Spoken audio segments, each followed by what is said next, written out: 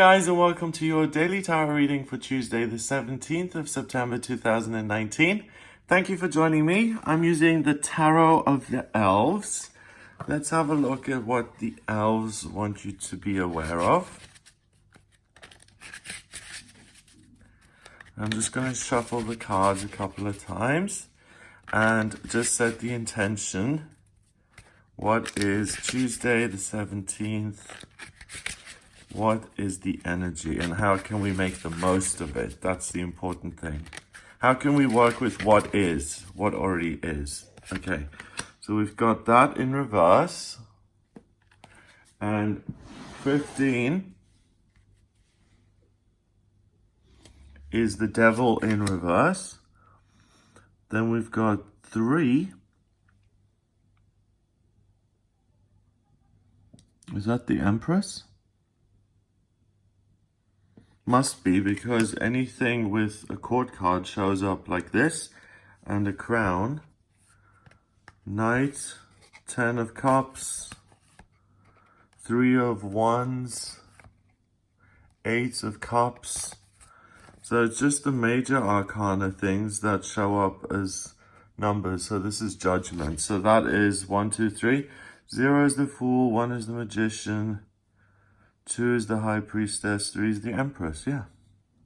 So, in this case, the Empress is in love.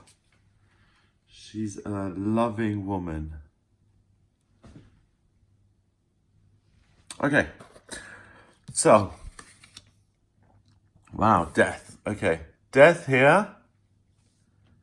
Someone's holding a soul. This is a symbol for the soul. Death receives it and takes it to the next level. Oh, okay. And here we've got the traditional heaven and hell. If you've been a good boy, good girl, then you go with the nice elf lady. If you've been a bad, naughty boy or girl, then you go with the satanic evil man. I don't prescribe to that system of belief. I feel that when we pass away, we all go home. We return to source. We return to that entity that we all belong to and that we're all a part of. And this is just another way of duality, of creating duality, because this whole planet and the planet has so many problems because of duality, left and right, black and white, up and down, whereas everything is one. So if we're thinking of up and down and pretty and not pretty and tall and short, then of course we're going to think of the afterlife in the same terms, good or bad, because that's what we do. We label everything as either black or white. It isn't like that. But the devil in the tarot, anyway, it means you're simply focusing too much on the physical side of life. So your bills, your responsibilities, the details, and you're chained and you're stuck because the world and its demands have kept you in chains, or they've trapped you, and you're in this cycle, in this hamster wheel where you're working, and you don't seem to make any progress, or you're in a relationship and it just drones on and on and on. This is in reverse. And also, I have to take this deck's interpretation into account. What can come through the portal is your soul. Your soul can shine today. You can liberate yourself and shine freely and be the person you want to be. The third card of the major arcana is the Empress. So the Empress is the archetypal mother figure. She is about love and intimacy and abundance and fertility and children and giving birth and being in love and comforting other people and being nurturing and family oriented. And here she is hugging another elf and really enjoying the physical intimacy of that moment. So in a sense, you're coming back to life, or you feel like your soul is shining bright and you're strong. And also you feel the love for the people who are in your life, who are nearest and dearest to you, and you feel a strong sense of nurturing towards them. Finally, we've got the King of Wands. And the King of Wands is burning his books because he doesn't need them anymore. He's mastered everything. He's learned everything there is to learn. Swords is communication, ideas, how to write books, how to do podcasts, how to do videos, how to get your name out there, how to make decisions, how to become logical in your thinking, how to be crystal clear in your analysis of a certain situation, how to differentiate between logic and the emotions and ego guidance and higher self guidance, and really how to label the different voices in different ways, and to make sure, or to be able to categorize them and say, okay, it's my ego talking to me now. I don't need to act on that. But right now, this is my higher self speaking to me, so I'm going to listen to that.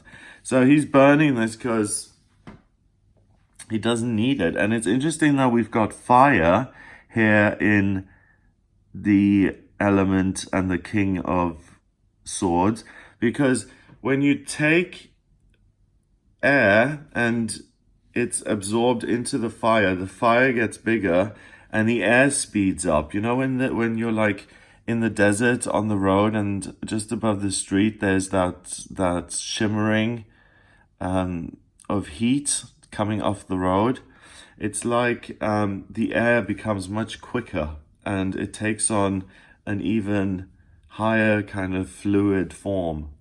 It's interesting. So by thinking clearly, you stoke the fires of your own passion and your own desires. So you're going to feel sensual today. You're going to say, I know how to think clearly. I know what common sense is. And I heard something recently that really touched me. It was, common sense is very common. The rare sense to save someone, or the sense to do the right thing, is far less common. Imagine you're in a situation where you're in a burning building and above you, you can hear a baby crying. And it's like common sense would say, get out of the building and save yourself. But do you put your own life at risk, and do you go upstairs where the fire is coming from, and do you get the baby and do you run out of the building? You see, it's a tricky kind of situation. So, it's really a day to shine brightly and to feel like you're free. So you feel like a free spirit. You're extremely passionate. You're really interested in other people, in being there for other people, in nurturing them, also being intimate, loving, having fun, letting your light shine, being in the public, presenting yourself, going to job interviews, launching a business, starting a new relationship, meeting someone new, writing a new blog post. Any of these things are really, really positive today because you're not bogged down by what is. So for instance, you're not beholden unto some sort of non-disclosure agreement by working for some celebrity, and you can't write a tell-all expose because you've got this NDA in place. You are totally free, and you can speak your mind about anything that you want, or you can embody and do anything you want. You can provide whatever services you want, and it's something that you're going to love to do. So because your vibration is so high and you're really feeling yourself and you're not letting yourself be bogged down, you've got a bigger perspective on things. Because of that, you raise your frequency and you really find love. You find almost the thing within yourself that you love. Other people often act as a mirror, and they show us what we love about ourselves. That's why you often see gay couples who look exactly the same. They almost look like twins. It's because yes, it's narcissistic, but it's much easier, obviously, in gay same-sex couples because they can both look exactly the same. It happens in straight couples as well. You get this really sporty blonde guy, and then his wife is this really sporty blonde woman, you know? It's like attracts like sometimes. So because you're really just, you feel relaxed and you're like, oh, I'm beyond the laws of this stupid duality planet. I'm a spiritual being. I'm floating up here in the highest stratosphere, and you meet something or someone you love. So this can be a day where an atheist finds God and has a visitation, and an angel appears to him and says, hello, we do exist and we need you for something. Or it's someone less dramatically, just starting to feel a glimpse of hope that there might be something bigger out there. Or suddenly someone comes into your life and stares into your eyes and says, hello, I'm Ben, and you shake hands and you realize that you've known each other over the past 5 lifetimes and that this is the start of something really serious. You just know, because your flames of passion are alight. Your loins are a-stirring from this meeting of someone or something that you absolutely adore. It can also be falling in love with yourself because you discover this amazing talent that you've got. You've always been this amazing singer, but you've never used it. And now it pleases you. It is your wish to use it because you're no longer afraid of the public or what other people will say. You're not singing for your parents. You're not singing for their friends. You're not singing after dinner. You're choosing to sing because it's your passion, your desire. So you sing and you rediscover the love you have for that singing, and it's something that can be part of your life. It doesn't have to become your profession immediately. It can be something that you do as a hobby, that you do on the side. So it's about finding a long-term connection that's going to give your life passion and meaning that you discovered today by really being liberated, by really thinking outside of the box, by thinking about what would it be like in an ideal world? In an ideal world, what would my life look like?